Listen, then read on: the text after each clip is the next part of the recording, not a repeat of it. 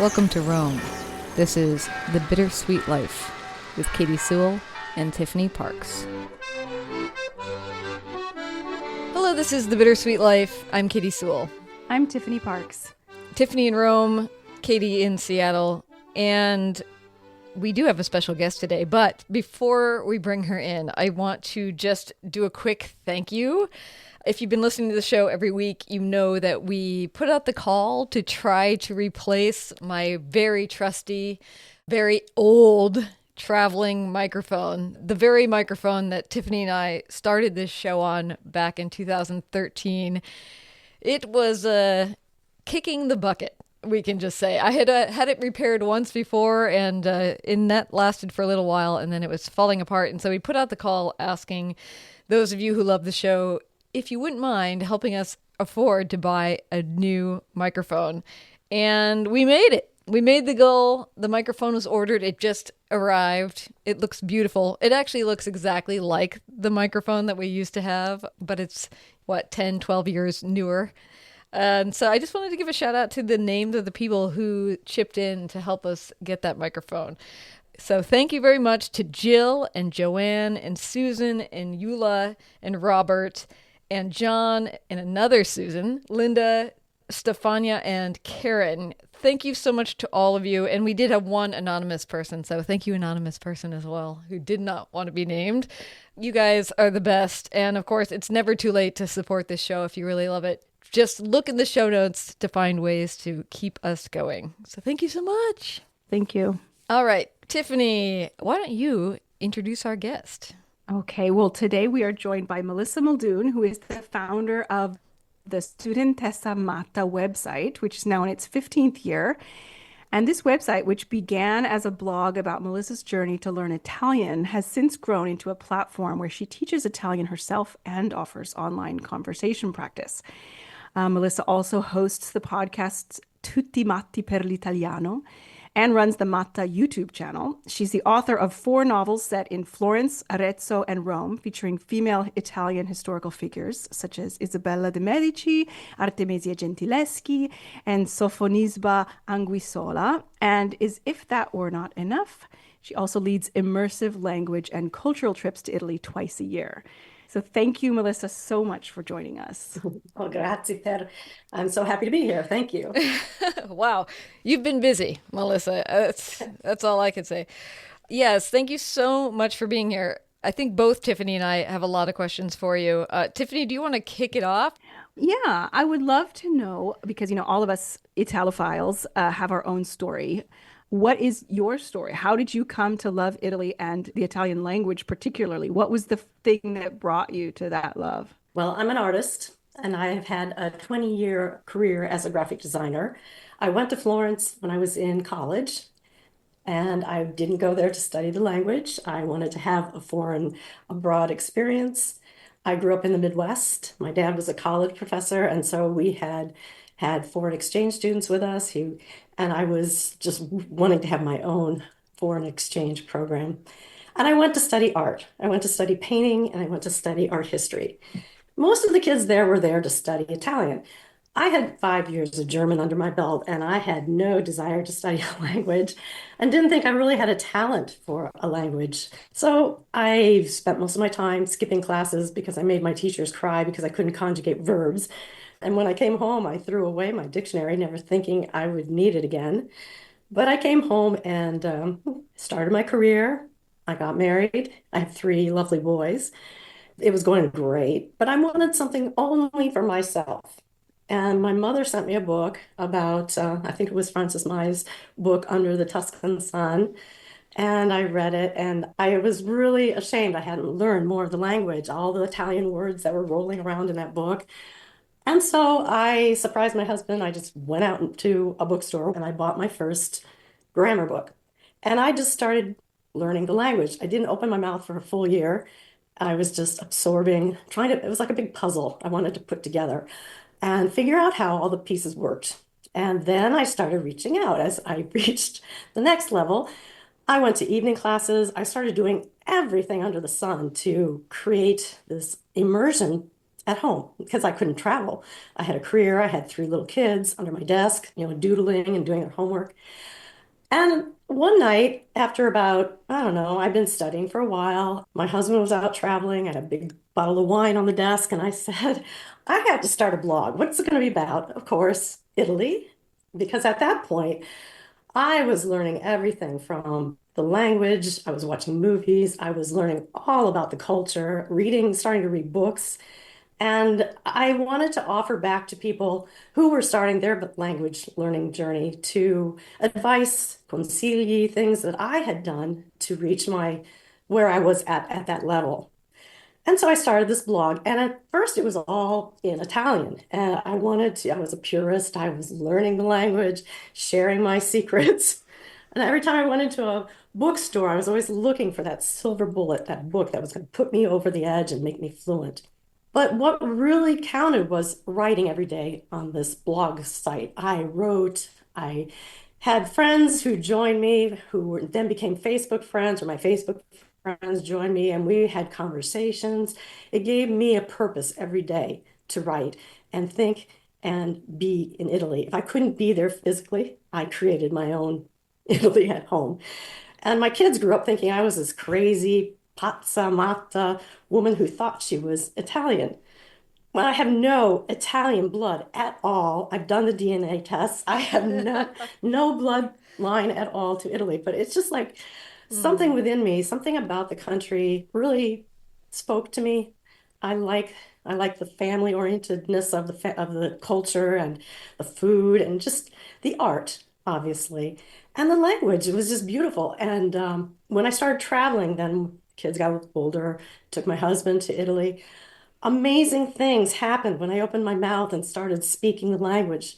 I remember one night we were in Gubbio and we were in a bar late at night, and I'm not leaving this country until I actually have a conversation with a real person, not not a waiter, not a taxi driver, but they're happy to talk to you, and I'm happy to talk to them too.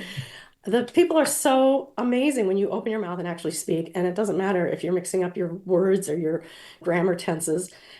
And so we started having this conversation over wine. The whole bar, it was a tiny little place about music. And then at one point, a gentleman stood up and said, Signora, venga con me. And I was like, oh, yes, let's go. And my husband, no, he's an axe murderer. We can't follow him. But we did. We went up and down through the streets of Gubbio, and he took out this huge key, unlocked this huge door, and literally the language opened a door for me because he was a truffle hunter. And he started opening all these marmalades that he had made in his own recipes. And he opened a bottle of wine, and there we were having this amazing party. And we kept in touch after that. I wrote to him. That was so cool. That was so cool. I want to bring this experience to other people who come with me to have them get past their inhibitions and try to speak and have these experiences that I was having. Wow. Yeah, I feel like you are the first person that has ever had a literal door open for them on this Yes. entire journey we've been on in the Bittersweet life by learning a language. That's fantastic. How much time? I'm just curious the timeline. So you were in college when you went and studied art in Mhm. Italy, and the language at that time, it did not capture you. So how many years between then and when you picked up that grammar book? I'm just curious. Yeah. Did something happen? Did you see an Italian film? Were you reminiscing about your travels? Like what happened You know, I, to I think at one point, I think working women, I don't know, I just was sharing so much of myself with my family that I just really wanted something all my own. And it became this project, and it captured my imagination. Not only was the blog a really interesting way for me to talk about the language, but it also brought in all my creativity as well, because I was then illustrating and creating images to match because I really wanted it to pop and have some kind of emotive feel. So reaching out to people so that they would stay engaged. And as I said, the first year or two, I was just writing in Italian. And after a bit, schools in Italy started reaching out to me and invited me to put together small groups to come and study at their schools. And so that fit perfectly with my idea that to learn a language, you need to know the culture, and to know the culture, you need to learn the language. But there's so many idioms, food idioms in Italian language that go just because they're such big foodies. And so that spoke to me, being able to take that experience that I had in Gubbio to open up doors for other people who wanted to come with me. After I did the first one, another school contacted me. So I started traveling around Italy, and every step of the way, I never set out with this plan 15 years ago. I'm going to be doing this and I'm going to be taking people to Italy. Everything just organically unfolded.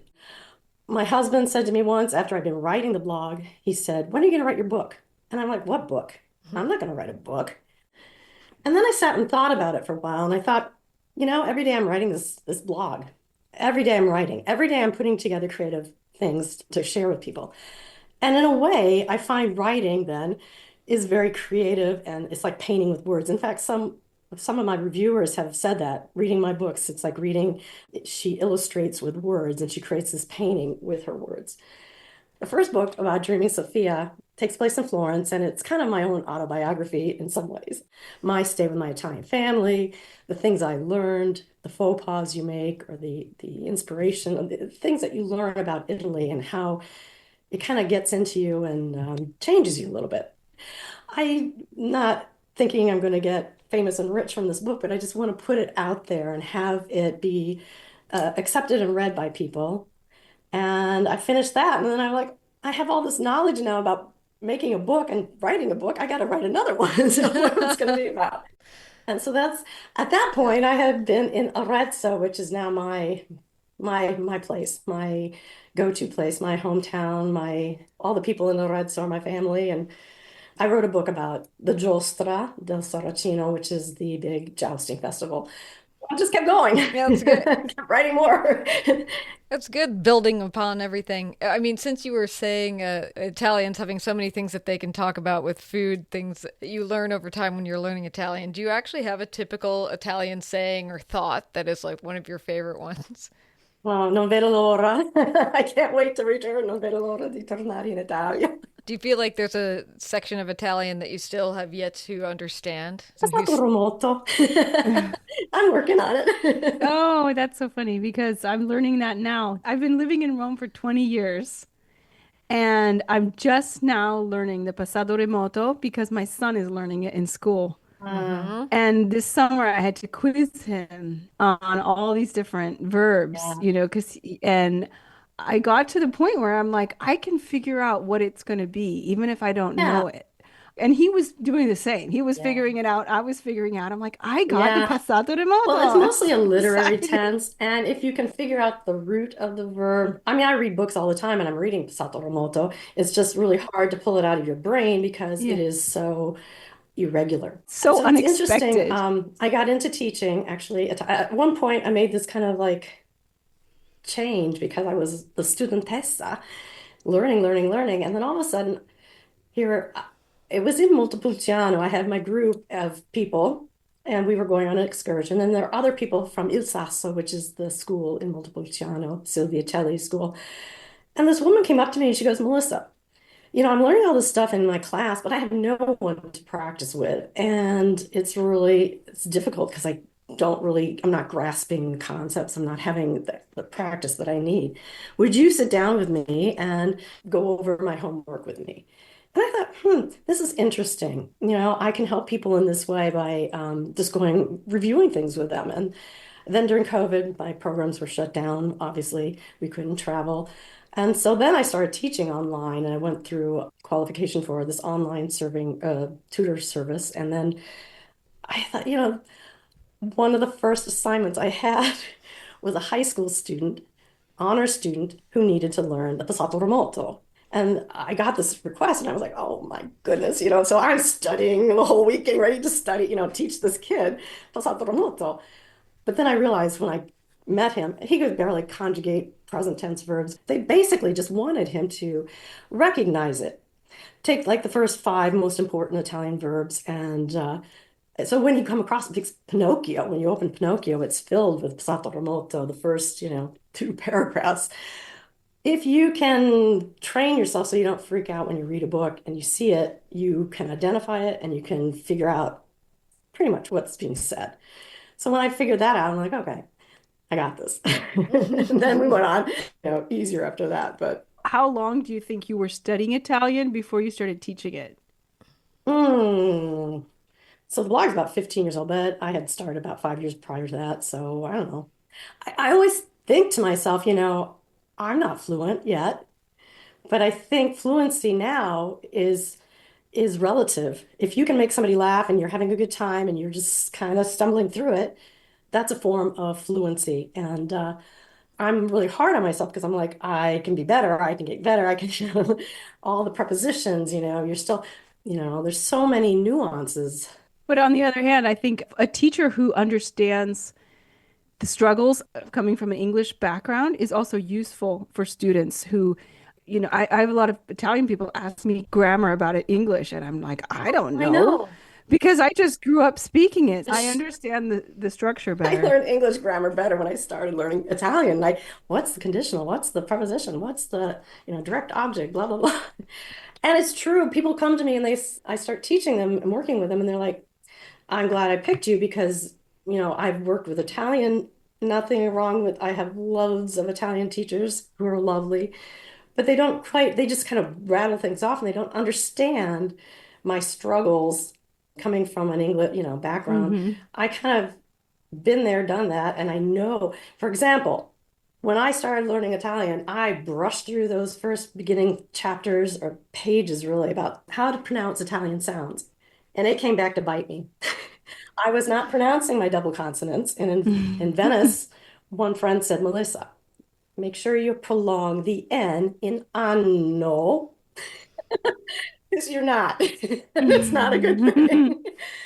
Just to clarify for Katie and anyone who's listening, anno with a double N is year, Hmm. and anno with a single N Mhm. is anus. So you got to be careful with words Yeah, like and it's that. such a big thing for you to be understood and for them, Italians, to understand you, to make the right sounds. Most Americans learning a language, when they say restaurant, say ristorante.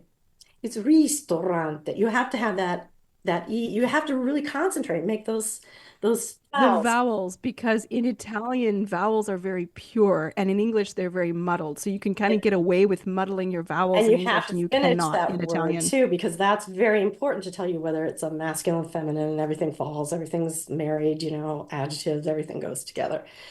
And double consonant, it can change the entire word, like you said, with ano and but casa, casa, so many things. It just changes the entire, you can pick it up through context, but Penne, yeah, penne is another classic. yep, yep, yep, yep. So is that where you have your students start? Is with that very basic?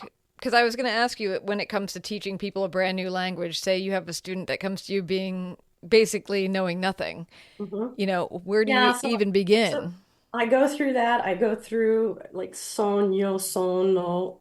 Can you hear the difference when I say it? So I'm always trying to help bring that out, the best pronunciation possible. Imagine yourself stepping into the heart of one of the world's most legendary cities, with every turn revealing secrets only a select few have had the privilege to witness. You're not just a tourist, you're an insider, and you are experiencing Rome as it's meant to be seen.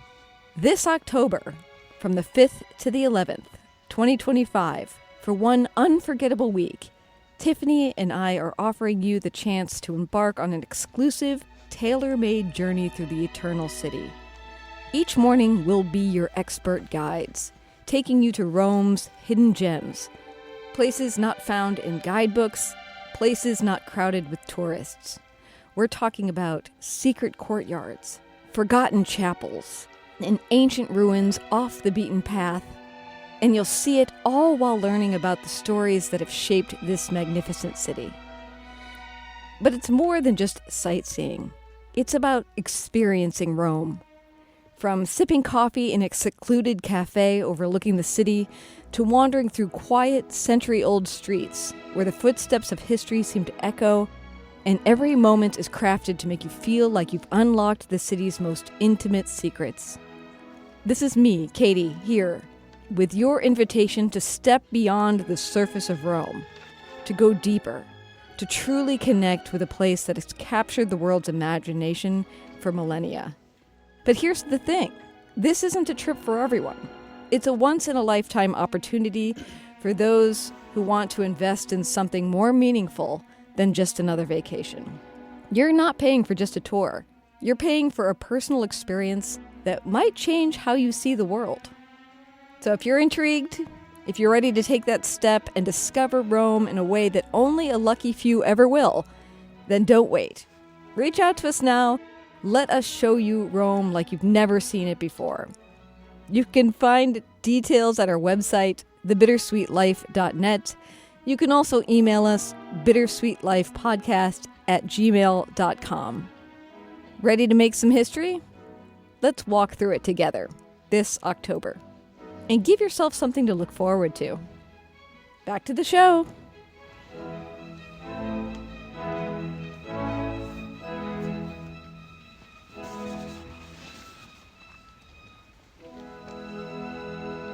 Let me ask you this. Your background was the German.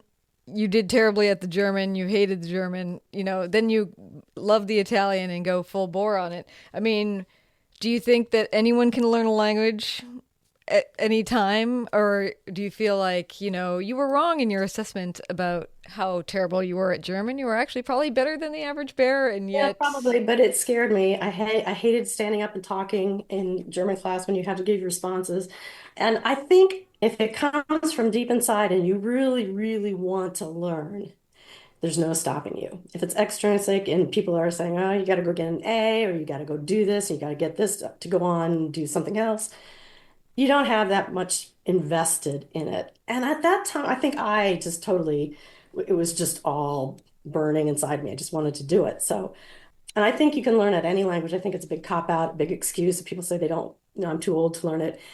You just aren't putting enough time or setting aside enough time to do it, either because you really don't want to, or you're just doing it extrinsically. Well, I love what you talked when you were talking about at the beginning, about how all the different things that you did to bring Italian into your life because you couldn't travel at that time. So that's my question, because I mean, a lot of people want to learn a language, and a lot of people do put in the time and the work to learn it and to become proficient.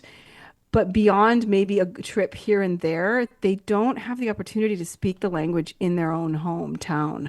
So how can an average person who maybe, I don't know that writing every single day in Italian on a blog is for everybody.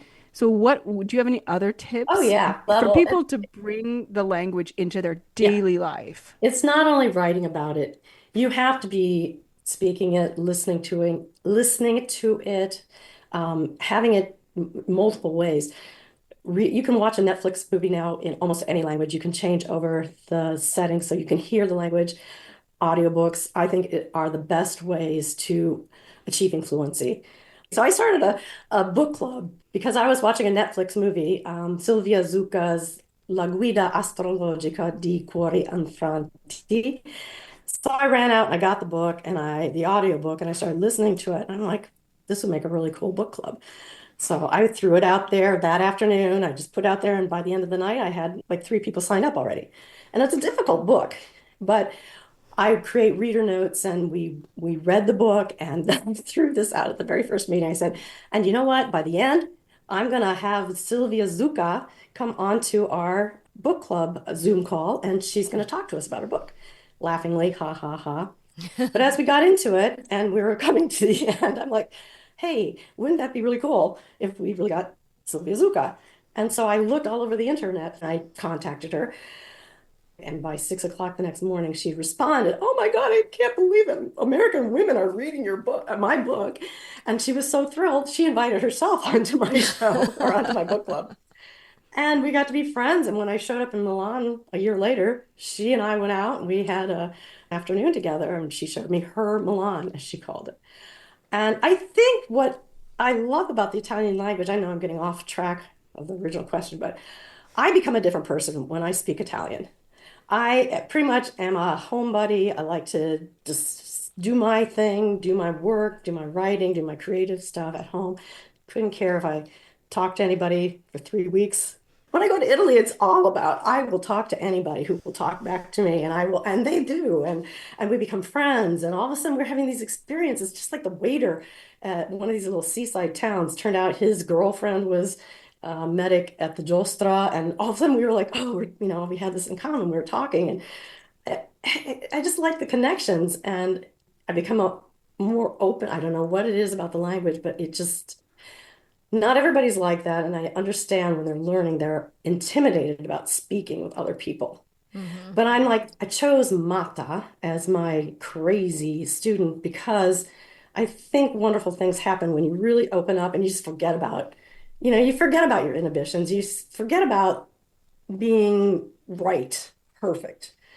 And if you just kind of like throw yourself in there, and I will knock on doors when people are, you don't shouldn't do that. I'm like, yeah, let's go try. And then we get invited in, and we Why would you say that you're I not love why that. would you say you're not that way when you're at home?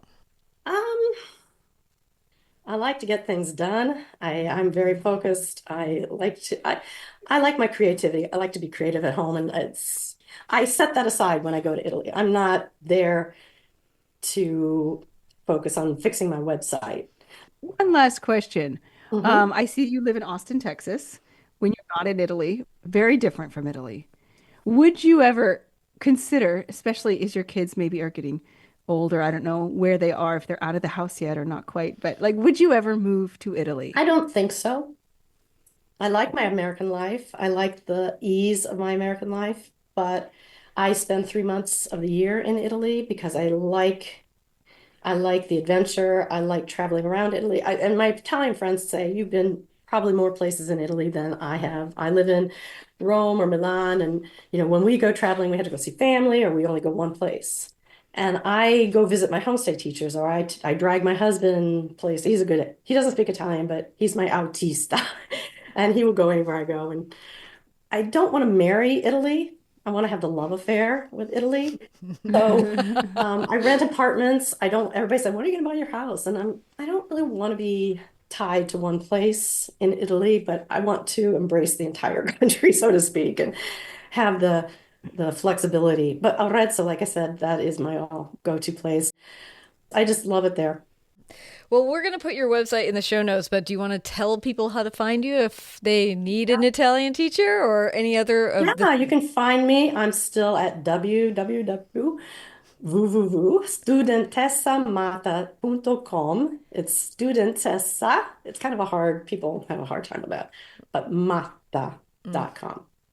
Just one other thing. So the language just has opened so many doors to people, and the people connection is the thing that drives really my language learning, meeting friends.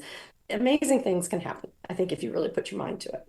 Well, Melissa, thank you so much for coming on and joining us on the show. It's really great to meet you and to hear your Well, thank you. story. It's nice to meet you guys too. Yes, your enthusiasm is infectious. All right, well, we will leave it there. And until next time, this is The Bittersweet Life. I'm Katie Sewell. I'm Tiffany Parks. Join us again. Bye.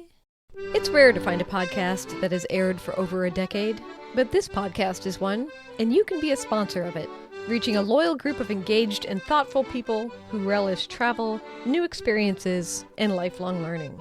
Get the conversation started by visiting the support tab at thebittersweetlife.net.